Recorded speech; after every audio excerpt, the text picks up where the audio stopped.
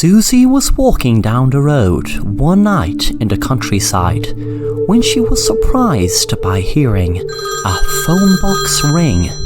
She wondered who would be calling a public phone box, especially in the middle of nowhere. Well, it was near a bus stop, but besides that, no one was around, unless they were waiting for the bus, of course. She had decided to answer the phone when she was surprised to hear a man's voice. "Hello, is anyone there?" Susie said. "Hello, yes, I'm here. I'm sure you must have the wrong number. This is a public phone box." The man spoke again. "Oh, maybe I did call the wrong number, but thank you very much for answering and letting me know. I must say, you have a very nice voice. I am very sorry if I put you out of your way, but it was very nice to speak to you anyway. I guess you must be wondering why I'm calling a public phone box. Well, it was very nice to speak to you. I hope you're having a good night." Susie felt strange, a stranger calling a phone box, asking her was she having a good night, but she liked how he spoke, so replied, "Yes, I'm having a great night, thanks for asking. I'm just waiting for the bus to go home now." The man said, "Oh, I'm very glad to hear you're having a good night. So the public phone box is near a bus stop then, I gather." Susie was enjoying the chat with the man, but realised the bus was coming, so quickly said, "I'm very sorry, I have to go. The bus is coming. It was nice talking to you. Bye." The man said, "It was very splendid talking to you also. Bye now." Susie walked into the bus and felt happy for some strange reason. About the phone call, the man had left a good impression on her. She was wondering, was it his voice or what he said, and she wondered what he had looked like.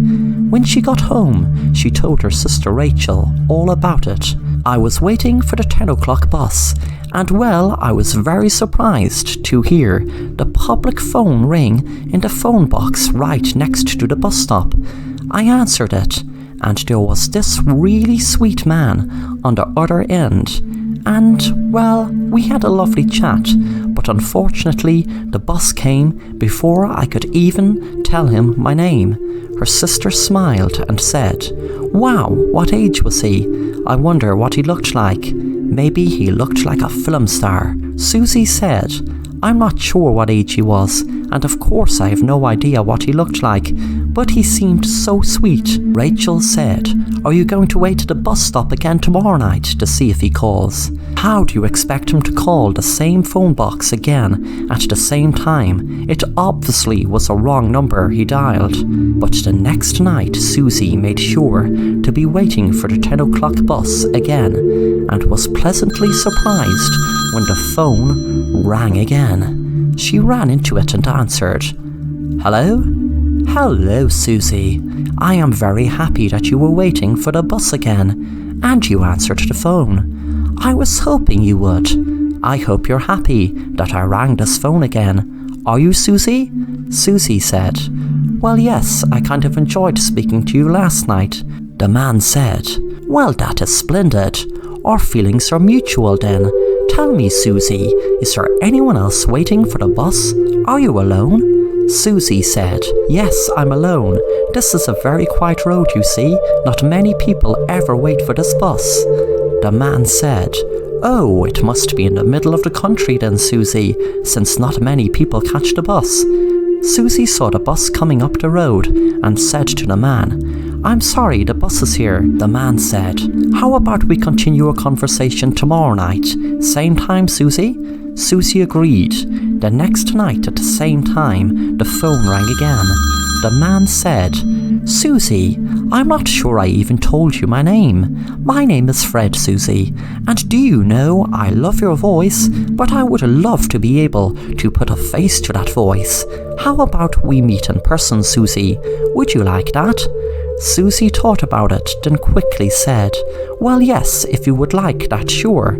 She gave him the directions to the phone booth and told him she would meet him at 9:30 tomorrow night.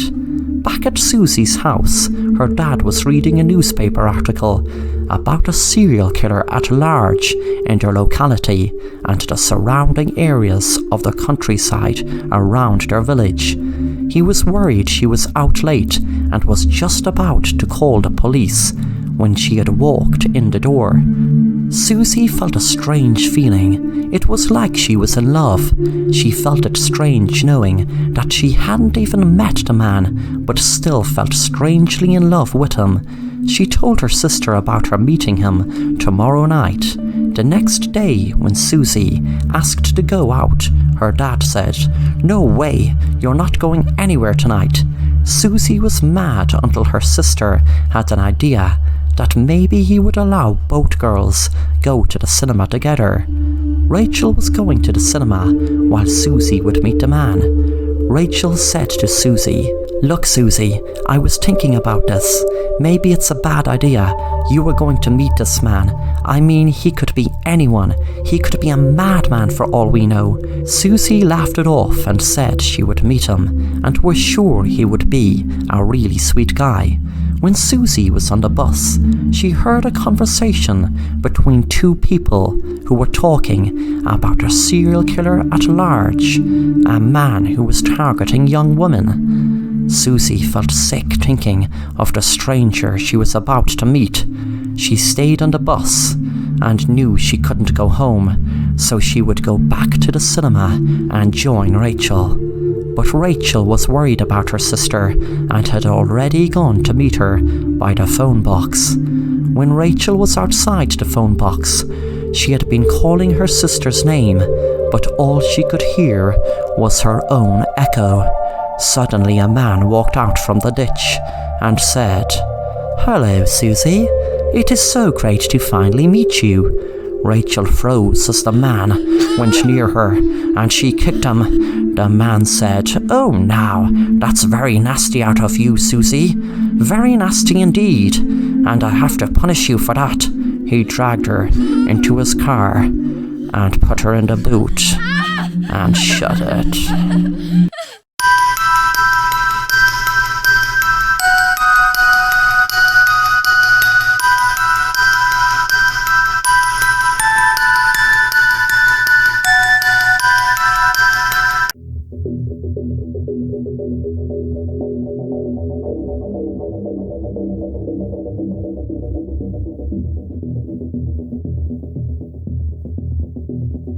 Hi, this is Kate Valentine. I'm responding about the request you put on the police auction materials. I bought a few kids' books from that auction, actually a whole crate of them. At the time, I didn't look at them, I just put them on the bargain shelf in order of the author's names. I had never heard of the author or the book title, so I gave them all orange stickers, which meant 50 cents each. One day, it was particularly dead, so I paged through them, and I noticed this one with very simple, minimalistic drawings called Dave's Days. There was no cohesive story. Unlike other children's books that use each page as a part of a lesson, here there was none of that. One page was the Dave character sitting at a kitchen table with a mug in front of him. He was the kind of stick figure you see on bathroom doors. Dave's kitchen was written in block letters above him. The whole book was like that. Just Dave, sitting alone in one setting or another. The park, the library. I put the book away and looked through the others and found another one in the Dave series. This one was called Dave and His Friends. The cover was Dave outside his house, like the first, but next to him stood a little girl with a blonde ponytail. Two boys and a girl, all brown-haired with freckles, looked out from the window inside the house. This book was all about Dave and these kids doing things together and going places like to the park and getting ice cream. Every time Dave did something nice for them, they'd say, "Dave is my friend." But since no one has a mouth and therefore no one is smiling, it only makes the whole thing odd. Like when you read a happy text message without an exclamation mark. I put the book away.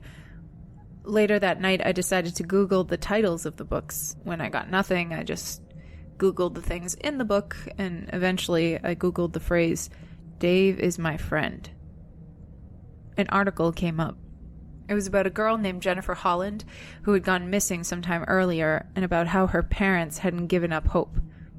It also alluded to police being suspicious of them, as the circumstances of her disappearance were strange. They said they woke up to find their front door open and Jennifer gone. Two things really struck me from the article. The first was that the last name Holland seemed significant. I couldn't remember why until I went back to the Dave books and saw that Dave lived in Hollandtown. The second thing, I'll get to that in a sec. After hours of searching for more information, I stumbled across a forum. I don't remember where, maybe on Reddit, but one subject said, "Has anyone read Dave and the Others?" It was a guy with the handle Oregon Ollie who had found an eerily similar book. The post was 2 years old. Later, I searched for Oregon Ollie, but his account was inactive. When he Googled the book, he didn't find anything either. But, like me, he started Googling everything in the book and found a news story just like I had. 3 siblings had been found dead at Chipewyan Lake in Canada. They lay on the shore, holding hands. Their last name was Robin. They died from exposure. Mr. and Mrs. Robin woke up in the middle of the night by a cold wind the night their kids went missing. The door had been left wide open. It was January. The police found a note at the Robin home left by the kids, but the article said the investigators would not release the contents to the public. Oregon Ollie said that in his book, there were 3 red robins that would fly over Dave's head when he got sad. The book was most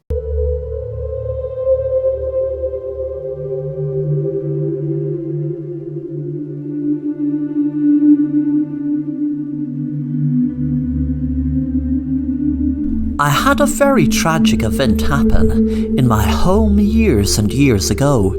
I was left a mansion in an estate in the middle of the country, and trust me, it was a very beautiful, mystical place. You could see the history written all over it. But one day I had a falling out with a man. That man was my uncle. He was left money, but that's it. But you see, he wanted to claim some of the land around the mansion, and no matter how many times I told him that none of the land was his, he wasn't having it. One night I eventually called a truce, but in reality I had planned on murdering him, which I did. I poisoned his wine and hid him down in the wine cellar. I tied him up to the wall with shackles to make the most of the space, and built bricks around him to suit the rest of the wall. I tried to do it perfectly, whereas people would think it was just a part of the wall. For years and years I felt an eerie atmosphere in the house, and I just put it down to my nerves over what I did. Thankfully he didn't seem to haunt the place like you'd see in some spooky houses, where paintings would float along the air, etc. One night I brought a beautiful lady I met down in the village home for dinner. We were enjoying the dinner, but she didn't really like the wine I chose. I asked her to choose one below in the cellar, proud of my collection of wines over the years. I must have collected hundreds of bottles of wine. The girl went down to the cellar and was in awe with all the different wines I had on display. I was standing back wondering what she would choose. Suddenly I noticed something strange when she handed me a bottle that stood the hairs on the back of my neck. It was the same brand of wine I used to poison my uncle. It wasn't the same bottle, of course, but the exact same brand. She gave me a smile and there was something in her eyes. Had she known that my uncle had been poisoned by me, using this brand? Was she just playing a sick game with me before calling the police? Was she the police? All different questions swam around in my head until I realized something was moving. It didn't make a sound, but it was definitely moving. I panicked, but couldn't let her notice the fear. She'd turn around if she noticed. I had fear over what was happening before me, behind her. What I was seeing with my own eyes, but what I could not make any sense of. What I saw was a brick move, and my uncle's huge eye stared out at me. I remember he had lost an eye in the war, but I hadn't seen that eye for years, not since the day I killed him. I told the girl we should go up to finish our meal. It will be getting cold. She gave me a quizzitive look, as she knew we had practically finished our dinner already. Suddenly she turned around and screamed when she saw my uncle's eyes staring right at her from the wall. I didn't know what was happening. How could my uncle be alive? I had to stop her screaming. I had to stop her screaming. It kept getting louder and louder, so I grabbed the bottle and smashed it over her head. As she fell to the ground, my uncle burst through the wall and looked at me sadistically and said, "That girl could have chosen any bottle out of your huge collection, but will I tell you why she chose that one? Because I summoned her, here to take her soul, to bring me back to life."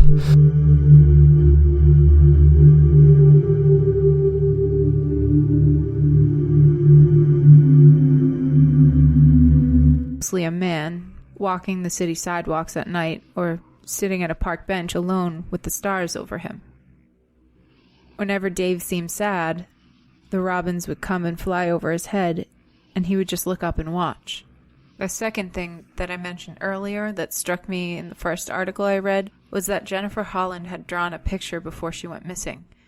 It was of a stick figure man and herself. Her parents didn't know what it was. She had written, "Dave is my friend," on it. I don't have the books anymore. I went back through them after reading Oregon Ollie's account, and seeing those 3 kids in the window of Dave's house freaked me out, so I threw them away. I still think about it, though. Sometimes I wish I kept them, but the thought of having them near me gives me the chills. I wasn't going to mention this, but after I read the Reddit account, I wrote my own post about it. No one ever picked up on it, but right after that, I started getting phone calls. When I answered, I would hear some electrical buzzing, but that was it. First, the calls were just at my house, but then I got them on my cell and even at work. Slowly, it died down, but I still get them from time to time. The last thought that crosses my mind when I lock my doors at night is, I wonder if it's Dave calling me. And I wonder if he's there somewhere, watching my house when I go to bed. Sometimes I move my bureau in front of the door just to be safe. Yeah!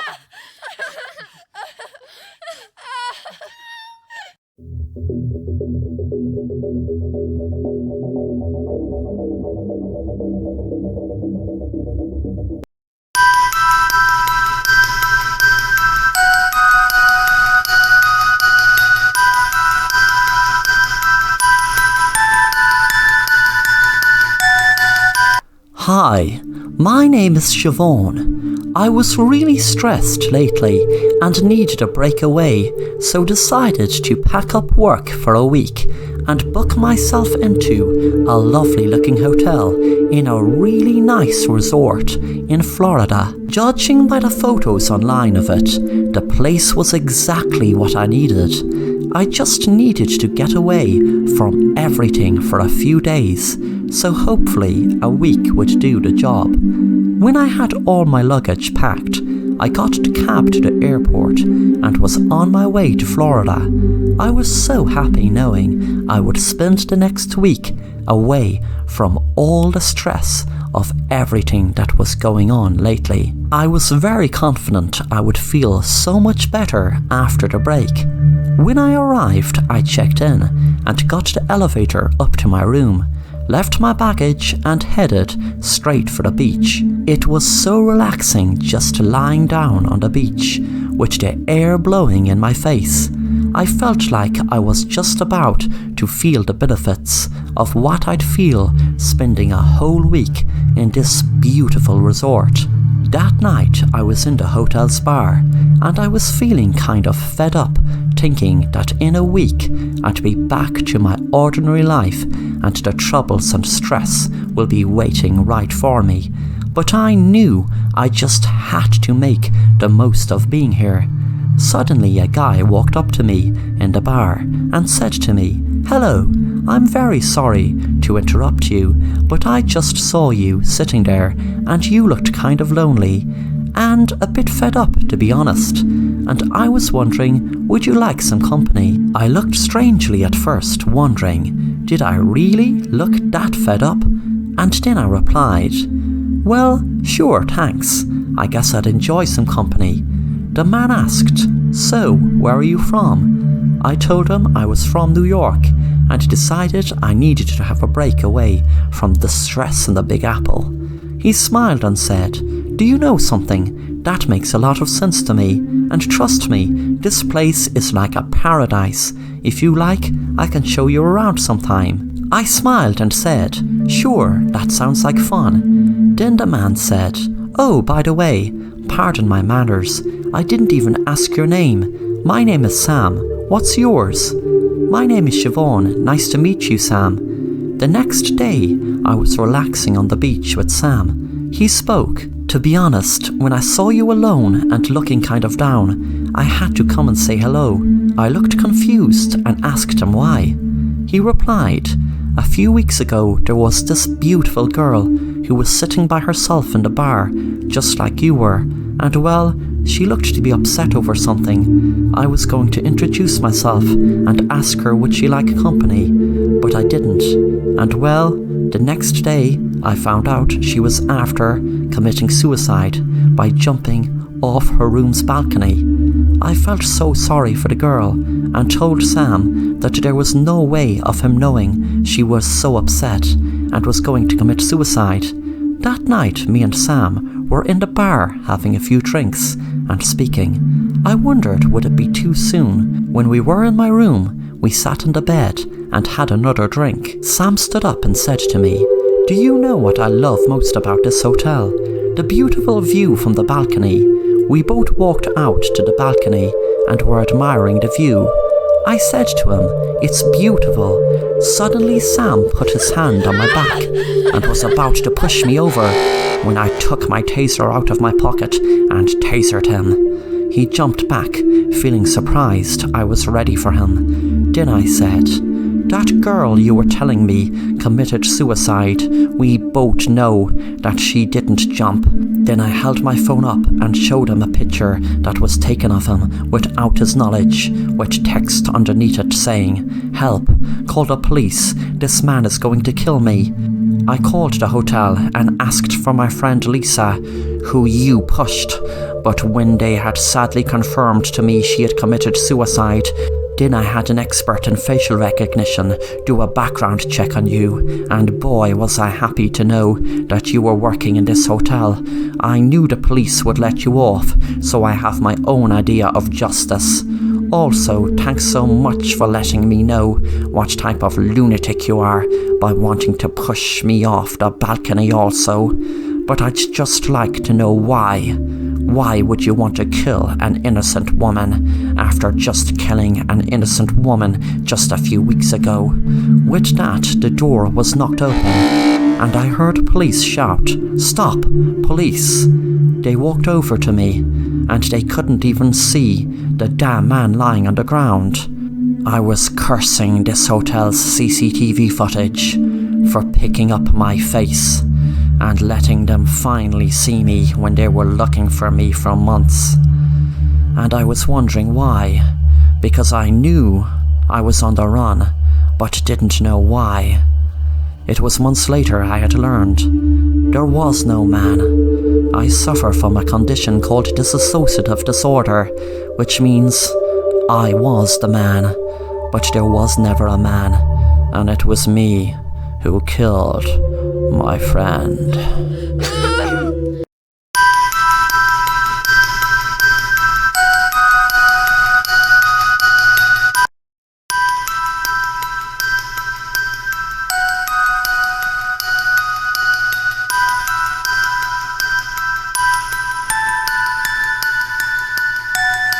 Michael had a drink problem for years, and his wife Anna hated it, knowing that she could expect him to fall in the door any night drunk and angry. She tried her best to get him off the drink by calling different experts in dealing with drink problems, and he went to Alcoholics Anonymous, but she knew ultimately it had to be him that would need to help himself to stop drinking. It came to a head one night when Michael and his wife were driving. She begged him to not drive and to get a cab instead, but he insisted he had only one drink. As they were driving down a quiet country road, the car swerved, but not soon enough before they hit a young girl. Michael and Anna were terrified, and Anna shouted at him to call the cops, but Michael pleaded with her not to and to just drive home. It played in her mind every single day and every single night, just leaving the poor little girl on the road. She wondered, did she die instantly, or was she in pain beforehand? When she watched it on the news, she made up her mind that if Michael took one more drink, she would leave him. So she gave him the ultimatum that if he drank again, she would be gone. She knew that would be his worst nightmare, because as much of a drink problem he had, she knew he loved her more than anything. Months passed where he didn't have a drink, not around her anyway, and she expected he couldn't have been drinking behind her back, because she would notice him more spirited than usual. She never got over the hit and run that they never owned up to, but other than that, at least Michael was off the alcohol. One night she came home and jumped with fright when she saw Michael had fallen down the stairs, and was disappointed to see he had drank so much. There were empty beer and whiskey bottles scattered all over the floor, and alcohol all over him. She was so upset that he drank again, overdoing so well, but to make it worse, he had now died from falling down the stairs from being drunk. Suddenly Anna jumped when she saw a little girl stand in front of her, the same girl whom Michael ran over. She froze in fear, knowing she was staring at her ghost. How does it feel to have the ghost of your little girl come and kill you after knowing your husband still started drinking even after killing me and promising you he wouldn't? Then she held up a knife and slit Anna's throat.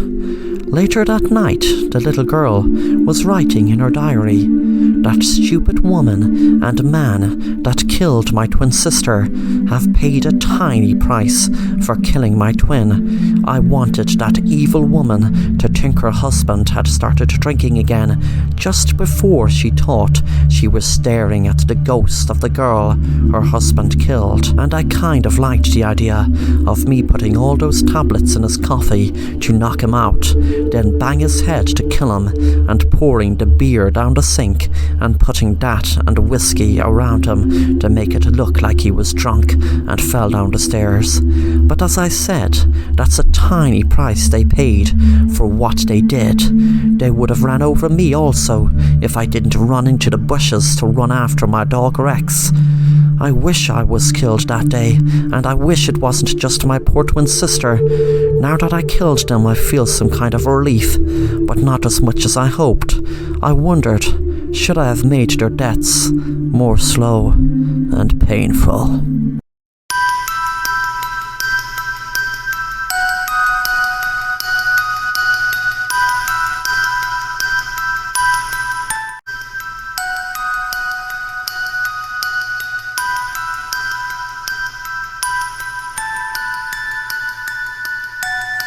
Megan was looking through her laptop for some place to live in New York.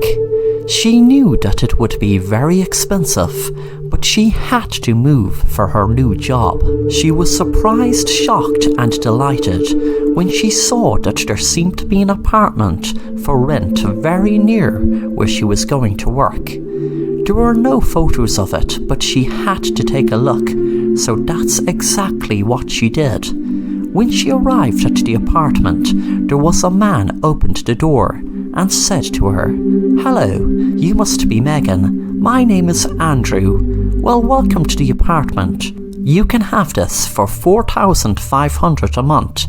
She couldn't believe what he just said, so she asked him did he mean $4,500, and he said yes. When she looked inside the apartment, she couldn't believe the size of it for being in central New York and so reasonable. Megan was a pickpocket by choice.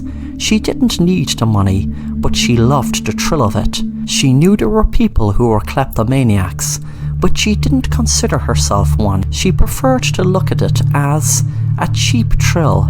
She was down the road from her apartment in a really nice clothes shop and stole a beautiful dress for $1,300. She was buzzing walking down the street, but by the time she got back to her apartment, the buzz was gone. After a few weeks, Megan got to know Andrew. She went to his apartment, which was just across from hers, and they were drinking wine. She noticed that she saw all his apartment, every room bar one, and when she asked about it, Andrew told her that it was his mom who was sick and he was looking after her, and he preferred her not to be disturbed. One night, Megan walked into Andrew's apartment and the TV was on. He was asleep on the sofa, and there was this weird horror on the TV with a girl hanging from a ceiling. She coughed a little to wake Andrew. Andrew woke up with a start and put the TV off and said, "Sorry, I was just watching some horror." Megan moved closer and went to kiss him and sneaked the keys from his pocket. She was really determined to see what was in that room. She said to Andrew, "Hey, I'm exhausted, could I just chill out here? But if you could grab a really nice bottle of wine I have in my fridge, I would really appreciate it so much." When Andrew left for her apartment, she quickly tried all the keys until she got the right one and opened the door. She didn't want to wake his mom, but she had to have a look as it all seemed very strange. She froze in horror when what she saw was a woman hanging from a wall. It looked familiar when it finally hit her that it wasn't a horror movie on Andrew's TV. He was watching a live feed of what was happening in this room, and he had a girl tied up, hanging from the ceiling with blades on the floor underneath. She heard a noise and turned around to see Andrew holding a knife, and he said, "Don't you know it's very bad to snoop around behind people's backs?" Then Andrew stabbed Megan until she bled to death. Thanks for watching The Assassin Rapper, and if you enjoy the content, then make sure to subscribe and hit the bell to be notified of new content.